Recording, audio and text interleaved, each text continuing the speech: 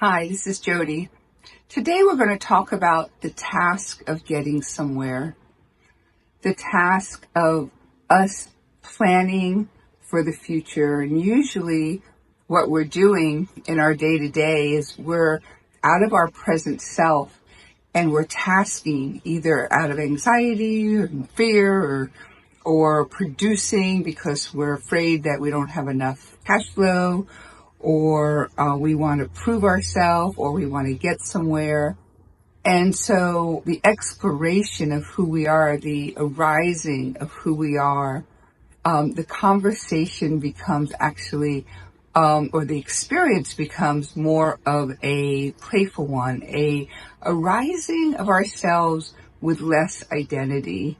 And so that we go from project to project, task to task, moment to moment, with less of a concretized identity of ourself.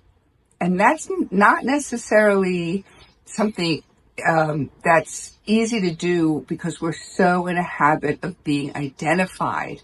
Oh, I'm a CEO. I've got to produce. Oh, I'm an executive. Oh, I'm a mom. I'm a dad.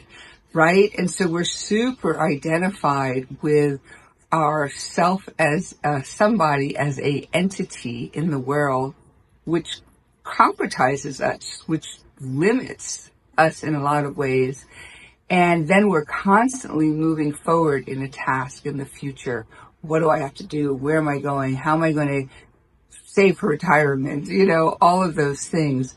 And so the journey is really about this quality of the arising of being, the arising of ourselves during the day, being less task oriented so that the moment flows, the experience, the sensual, sensory, tantric experience of life unfolds with us, and that we're less task oriented and more really present to ourselves as an exquisite experiential quality of life. And so when we're less identified in the ego as something concretized, this identified being, a teacher, a lawyer, whatever, the more we can unravel that like a child into play, into experience, into an experiential quality, the day will flow differently. And it actually is connected to that concept of flow. When one is in flow, in the present, without the agendas, it's a very different experience in life. And so this exploration is one of how does it feel like to be in experience as we go through our day. So we're gonna practice a meditation now with the arising of experience.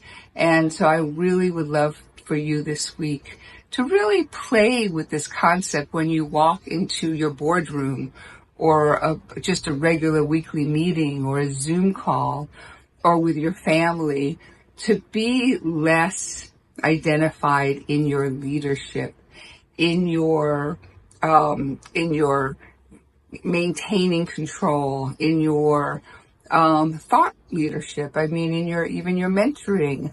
And so, like, what does it feel like to be less in identity and more in experience?